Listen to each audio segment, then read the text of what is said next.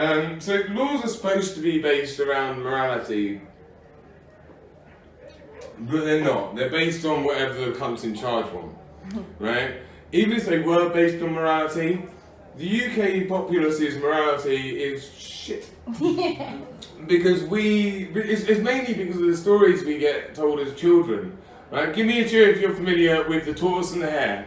Yeah. Woo! Cool. Don't worry if you didn't cheer. I can go for it. There's this tortoise, and he challenges this hare to a race, right? And the hare's like, "Fucking go on then."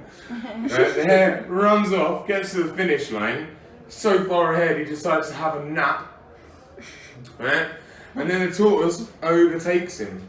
And then the moral of the story is supposed to be slow and steady wins the race. Except it fucking isn't. Slow and steady wins the race would have been the moral if the hare ran off and got lost. But he didn't. He found the finish line and had a fucking nap. The actual moral is, don't be such an arrogant cunt. Another one, the Free Billy Goat's Gruff. Right? I remember being told this as a child. Now, there's a mummy, daddy and baby Billy Goat's Gruff. And they're in a field where the grass doesn't appear to be very green. They look over to the field over the other side, and the grass appears much greener on the other side. Oh yeah, I think I see where this is going. So they trick and beat up this troll to get to the other side where the grass is greener. Yeah. That's a morality tale, isn't it? But they'll get to the other side and they're going to realise that the grass isn't that much greener at all. They reach the other side and they live happily ever after. You fucking what? You're talking shit, mum. The worst of all though is Goldilocks and the Three Bears, okay? There's a family of brown bears, mummy brown bear, daddy brown bear and baby brown bear. And they live in the woods. They've made some porridge. It's too hot. What do? They go for a nice family walk. Model citizens! Then this little blonde bitch rocks up. She breaks in, she's smashing chairs, she's eating porridge. Then she has the audacity to go upstairs and have a nap. Who does she think she is, the fucking hare? Right? But what happens to Goldilocks after breaking and entering, criminal damage, theft, and squatting? She gets away with it scot-free!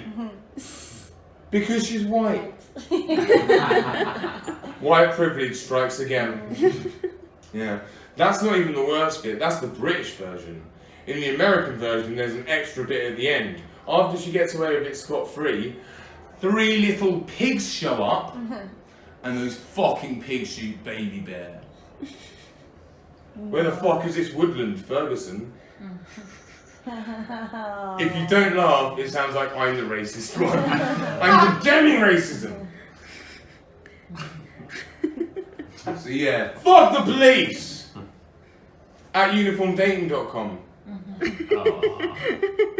I spent 45 minutes signing up to uniformdating.com, only then to discover they don't even have a category for school dinner ladies. Where else am I supposed to meet them? I can't just lurk outside schools anymore. No, relationships are tricky. I remember a couple of years ago I was dating this girl Katie, and she had pillowcases that were covered in sequins. Katie, why have you got pillowcases covered in sequins? Oh, they're pretty. Oh, undeniably they're gorgeous, but pillowcases aren't supposed to be pretty, are they? They're supposed to be, yeah, that's it, mate, comfortable. That's like, oh, look at my car, it's so pretty. Yeah, it's gorgeous, lovely matte finish, great interior. It hasn't got any wheels. Relationships are hard for everyone. My friend Roger's having some problems in his relationship, came to me for advice. Billy, we just can't stop arguing. Well, I'll tell you what, Rog, spice things up in the bedroom and all your other problems will melt away. It worked as well. He came back to me a week later. Billy, thanks for the advice. It worked perfectly. Spice things up in the bedroom. We haven't argued since. Oh, Rog, that's brilliant, man. I'm so pleased. Do you mind if I ask what you did? Yeah, me and my girlfriend tried to rape roleplay. Oh. Oh, damn. I know. Roger, that is completely wrong. It's my girlfriend and I. Ah. It's just a grammar joke, don't worry. Also, Roger and his girlfriend had a safety word, so it's cool.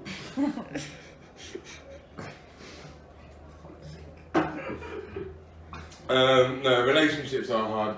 I think relationships are more difficult for women as well because they get called all sorts of horrible names. Like I said before, I've got 6 sisters, I'm a feminist, so I think there's one thing that we can do now, right now, to improve gender equality, and that's to change the words that we use. Because think about it, if you're a young, carefree, single male, you get called bachelor! That's cool! That so-called university degrees are named after it. What's the female equivalent? Spinster.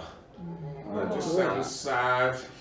Rightly or wrongly, whenever I hear spinster, all I can see in my head is the girl that's too insecure to join in with Twister. No, it's okay, Sally, you can join in. No, it's okay, I'll just help.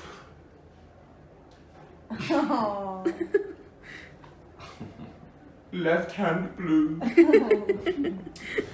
But there are words that no one should be using, okay? Like the word slut. It doesn't benefit anyone. If you're a woman calling another woman a slut, you are contributing to the disempowerment of your own gender. And if you're a straight man, that's biting the hand that feeds you! Despite being a feminist, I do love boobs. And I don't feel like I'm going out on a limb there. Everyone likes boobs. Let's look at the list. Straight men, lesbians, bi men, bi women, women who like their boobs, women who like fat dudes, all babies. And weirdly, most of my male gay mates. Basically, the list of people that don't like boobs are women that don't like their own boobs and don't want anyone else to have nice things. I remember the first time I ever saw boobs. Well, not the first time. That was my mum's during dinner. I was being breastfed. I wasn't just at the fucking Christmas table at 12. Oh. Billy! Billy! Eat your broccoli! No, relationships are tricky. You need to wear a condom to be responsible. I was in Poundland the other day and they were selling packs of 18 condoms in Poundland. Yeah, they'll be safe. Yeah, I'm going to buy some of those super safe condoms, but not before I do a bungee jump, where instead of using bungee cord, I use tooth floss. Yeah, equally safe and also available at Poundland. So no, you have to be responsible. If you're a serial dater as well and you're dating lots of people, that's cool as long as like you're upfront with them about it. But you should go to the sexual health clinic every 6 months to a year, if for no other reason to limit the amount of phone calls you have to make. Shut up!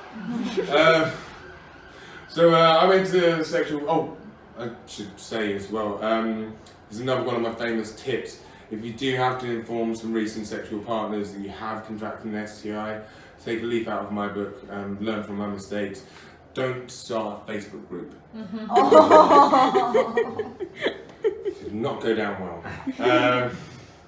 No, so I was at the sexual health clinic a few months ago, and they've got the plaque behind the reception where it has all of the doctors' names, and the head practitioner's name is Dr. Love. No. Yeah! There's no better name for a doctor of sexual health, but I'm pretty sure Dr. Love's the one that gives out the good news. Give it to me straight, Dr. Love. Oh, you're fine. Get out of here, you little scamp. Next thing is Billy Stevens, the Dr. Scrotrot. Not again. Dr. Love is the best name for a professional. I also know the worst name for a professional, and that is, it was my teacher at primary school. Her name was Miss Leading. No. Yeah. I used to think the head teacher had it in for her in assemblies when I was a kid. Now, guys, remember, you can achieve anything you set your mind to. Thanks a lot. That was misleading. And she's a fucking bitch. Wait, maybe I'm remembering it correctly. Anyway, so I'm sitting in there with Dr. Squat Rock. And if you've ever been to a sexual health clinic before, you'll be aware that before they can examine you, they have to ask you some questions. The problem is, right, I feel like I have to impress him. Question 1, how many sexual partners have you had since your last visit? 1 minute. There, Dr. Squat Rock. It's going to take me a while to think because there's so many. Why didn't you just put like 18? Okay, 18. And did you wear a condom with each partner? Yes, I did, but they were from Poundland. Fine. Question 3. Tell me, rude boy, can you get it up?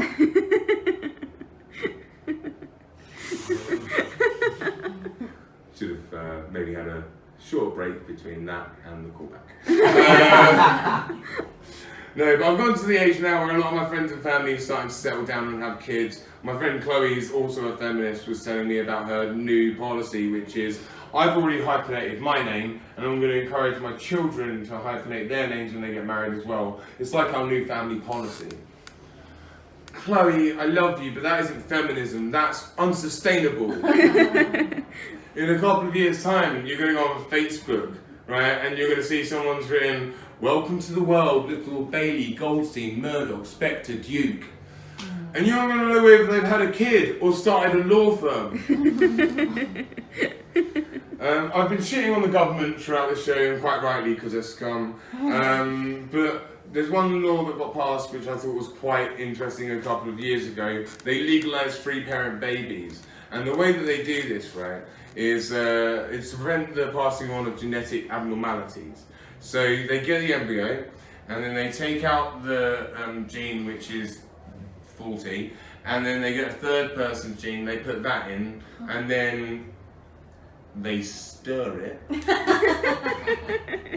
I'm not a doctor, but I think roughly. But the thing is, as soon as this law was passed, Christian rights groups were out in arms. They were furious. Hey, that's not natural. It's not natural selection. No, we don't believe in that. Think about it this way. What would Jesus do? Jesus? He'd have 3 parents. Like he did in your storybook. The interesting thing about religion is tax exempt. Right? But if it wasn't, there would be enough extra tax revenue to feed, clothe, shelter and medicate the poor and vulnerable of the world. Is that true, Billy? Yes, it is, Your Holiness. 1 second. Seems like a pretty good deal. No, it's fair enough. I hadn't thought of it that way. No. Yeah, no, I'll pass it on. Yeah. We're keeping it. We're saving up for shiny hats. So, whilst we're on the subject of religion, one thing that interests me is there's a religious practice that we all agree is abhorrent and needs to stop. 99% of the world, people in the world agree that female genital mutilation needs to fucking stop because it's awful. Weirdly though, half the world are still pro-circumcision. Now, I'm not having a go at anyone that's circumcised. It's the practice that I don't like. But let's go through the arguments that are pro-circumcision. The first argument is religion. I'll tell you what, God, if you want me to mutilate my child, I don't want to be in your cloud club. Although I do think it did start with religion, because after Moses freed the slaves from Egypt, they wandered the desert for 40 years. And you know, at some point, they would have found an oasis. Moses would be doing a speech. Thank you, Lord, for the water of life. We humble it. Seth, what are you doing? I'm just having a wash. I am filthy. Seth, mate, we've got to drink that. Right, no more foreskin for you. Billy, what are you doing here in the desert? Oh, I was just really dehydrated, so I thought I'd run down here. What? That's a stupid idea. That's like going to a strip club when you're horny. Thank you. Reason number 2 is hygiene. If you're not circumcised, you have to wash your genitals for about 45 seconds a day. That's not a hardship. Also, if you are circumcised, don't skip that. Plus, you have to brush your teeth twice a day for like 3 minutes. Oh, so we just pull them out, kids, then? It's not worth it. You'll have to wash them. The third and final argument is, well, since I've been circumcised, I last longer in bed. Yeah, because it's shit now. If there's one thing in the world I don't want to ruin, it's the best thing in the world. Alright guys, thank you all so much for coming to my show.